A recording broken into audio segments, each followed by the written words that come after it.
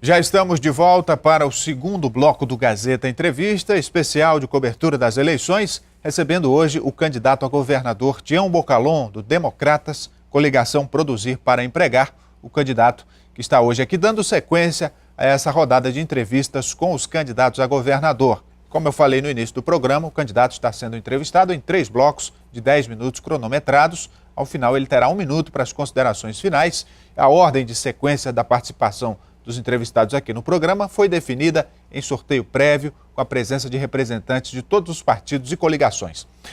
Pois bem, candidato, no bloco anterior eu deixei uma pergunta a respeito da situação econômica do país e dos reflexos na nossa realidade, estados e municípios que também poderão enfrentar dificuldades econômicas diante de prognósticos negativos que se desenham em relação à economia do Brasil.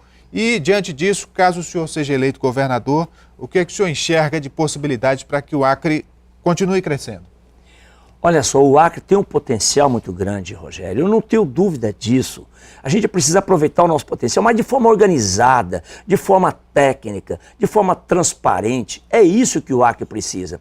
Veja só, Rondônia disparou à frente do Acre. Há 30 anos atrás, o que era Rondônia e o que é Rondônia hoje. O que era o Acre e o que é o Acre hoje. Por exemplo, deixa eu deixar bastante claro. Nós tínhamos, em 1999, 1.800.000 animais, né, aqui no estado do Acre, ou seja, bovinos, né? E hoje nós não temos 3 milhões ainda. Rondônia simplesmente quadruplicou nessa época, quadruplicou o seu rebanho bovino. Então, é isso que a gente tem que fazer. Não quero dizer aqui que a gente quer desmatar em absoluto, acabar com mas nós precisamos aproveitar nossas áreas com bastante técnica para tirar o maior proveito possível das nossas áreas. Eu vejo que o Acre tem um povo trabalhador. Tem muita gente que tem dinheiro nesse Acre e quer investir. O problema que falta é a segurança jurídica. As pessoas ficam com medo de investir e depois o resultado não vir. Quem tem dinheiro não rasga dinheiro. Quem tem dinheiro, ele quer ganhar dinheiro. E é isso que a gente vai querer. O nosso governo vai dar essa tranquilidade para o investidor, tanto aqui do Acre, como investidores que venham de fora. E nós temos uma saída aqui na nossa querida terra. Uma coisa, é claro, exploração florestal, que eu sei que nós temos muita madeira ainda para ser explorada, né? Precisamos ver como é que a gente faz com a questão da indústria dos fármacos, que até agora só foi conversa, só foi balela do governo que está aí. Eu acho que tem um potencial grande nisso, mas principalmente a nossa terra, precisamos aproveitar. A nossa terra aqui tem produtividades altíssimas, por exemplo, da mandioca. Enquanto no Paraná produz 20 toneladas de mandioca por hectare, aqui no Acre a gente chega a produzir, visita regiões de 60 toneladas. Então por que as indústrias de fécula de mandioca, que é a nossa goma, né, que não vem para o Acre, só ficam lá no Paraná com uma produtividade tão baixa dessa? É só a gente atrair essas indústrias, candidato? Como que o senhor iria atrair essas indústrias? Né? Porque não é só a matéria-prima que é um atrativo para uma indústria se instalar no estado, porque matéria-prima se consegue em muitos lugares. Não, veja só, eu acabei de dizer, nós temos que dar segurança jurídica. Então, quais os incentivos fiscais que o governo vai dar? O empresário precisa acreditar que esses incentivos fiscais são verdadeiros, como aconteceu lá em Goiás. Goiás, nos últimos 12 anos, Goiás disparou. Mas por quê? Estabeleceram as regras lá para os investidores e as regras foram cumpridas. Aqui no Acre as regras não são cumpridas, esse é o grande problema. Pode ver que até agora um grande investidor, veio investir. Inclusive a indústria de álcool, que era para estar funcionando esse ano, produzindo álcool, o pessoal fechou. Ou seja, não aguentou. Quer dizer, as coisas não são muito claras e é essa clareza que o nosso governo vai dar, ao mesmo tempo em que vai colocar à disposição, evidentemente, as áreas para eles se instalarem, né? Vamos colocar à disposição equipamentos para fazer terraplanagem, essa coisa toda, que isso é a coisa mais natural que qualquer estado faz. Eu só quero dar um exemplo. Quando eu fui prefeito de Acrelândia, lá o nosso município, chegamos a ter 11 madeireiras, 11 serrarias, porque quando o empresário chegava para investir em Acrelândia, disse que queria montar uma indústria, ou de café, ou de arroz, ou madeireira, eu estendi um tapete azul, não era vermelho não. Era um tapete azul que eu estendia para ele. Tudo que ele pedia para poder a prefeitura fazer, eu procurava colocar à disposição dele. Então, eu acho que é esse o caminho. O empresário precisa acreditar em quem está no poder. Até agora o senhor tem focado muito na questão da industrialização, incentivo à produção, mas há também uma população urbana que vive em função da indústria de serviços. Indústria em termos, né? Uma atividade econômica que cresce, mas que é do terceiro setor de prestação de serviços. e é um mercado que cresce em todo o país. E como é que o senhor vê o potencial do Acre nesse aspecto? Veja só, o setor terciário é a coisa mais natural dele, ele se desenvolver, ele gerar emprego, ele melhorar, se você tiver a geração da riqueza. E a geração da riqueza vai começar lá na área rural, lá na produção. Enquanto hoje, por exemplo, a gente não tem produção de arroz, então nós vamos ter produção de arroz, vamos ter produção de café, vamos ter produção de banana, vamos ter produção de soja. No momento que você produz lá a matéria-prima, a indústria vai beneficiar aqui na cidade. E no momento em que o produtor rural produz lá, vem na cidade e vende, ele vai comprar.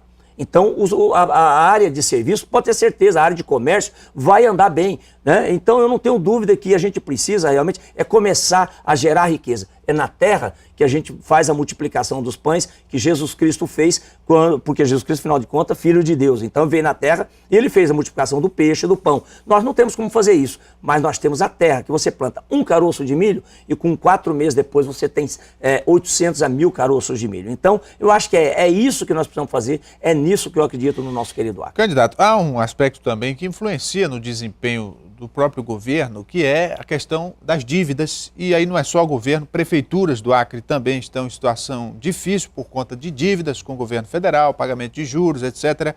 Nesse aspecto, como é que o senhor avalia a situação e o que o senhor pretende fazer? Porque a arrecadação é pequena, arrecadação própria. Aí tem os repasses do governo federal e, eventualmente, o Estado que tem uma condição financeira de suportar novas dívidas, óbvio que vai adquirir empréstimos para investir no setor produtivo. E o senhor tem sido contra esses empréstimos?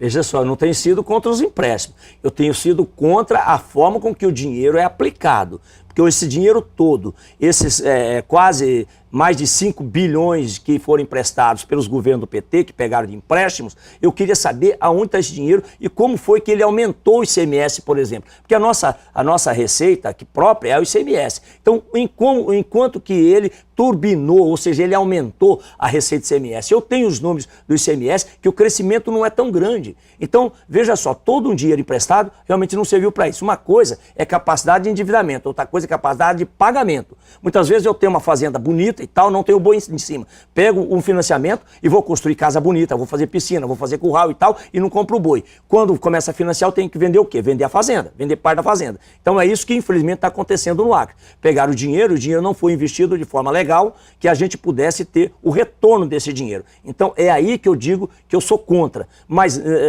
no nosso governo tenha certeza de uma coisa, se nós pegarmos algum dinheiro de empréstimo, tenha certeza que será direcionado para o setor produtivo, para que ele possa retornar e não ficar ali morto, um dinheiro morto e o dinheiro muitas vezes mal gastado. Isso no nosso governo não vai acontecer. Ainda nessa questão, né, tem as prefeituras que eventualmente podem contar com o apoio do governo através de convênios para que possam também dinamizar a própria economia. E nesse sentido, como é que o senhor pretende se relacionar com os prefeitos, caso seja eleito?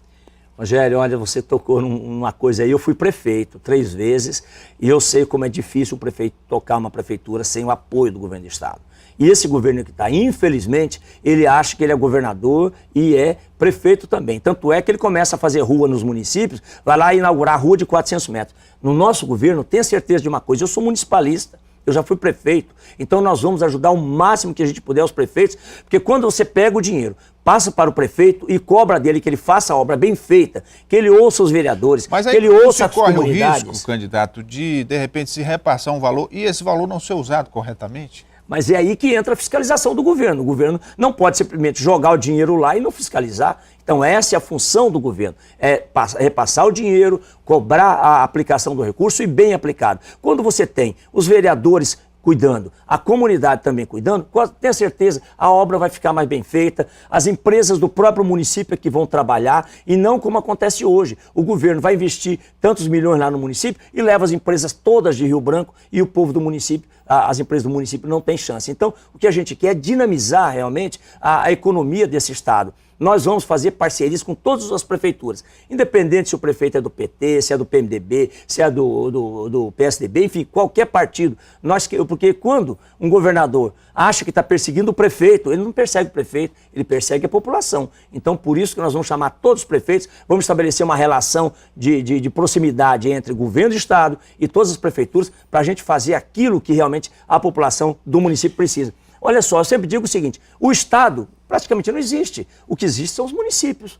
Então, o conjunto de municípios é que forma o Estado. Então, nós precisamos olhar para os municípios com muito mais carinho. E tenha certeza que eu serei um governador nesse caminho, de apoiar os prefeitos, cobrar deles resultado, cobrar dos vereadores e que a comunidade possa participar também, as empresas locais possam trabalhar e aí sim a gente dinamiza a economia do município. No aspecto político, candidato, é preciso que um governo também tenha sustentação política de partidos para que, por exemplo, ao se confrontar com uma Assembleia Legislativa, ele possa ter deputados suficientes para aprovar determinados projetos. E a gente vê que a sua aliança, a sua coligação, compõe-se de apenas 3 partidos. Quer dizer, caso o senhor venha a ser eleito, como é que vai ficar esse relacionamento com um legislativo com poucos deputados da base?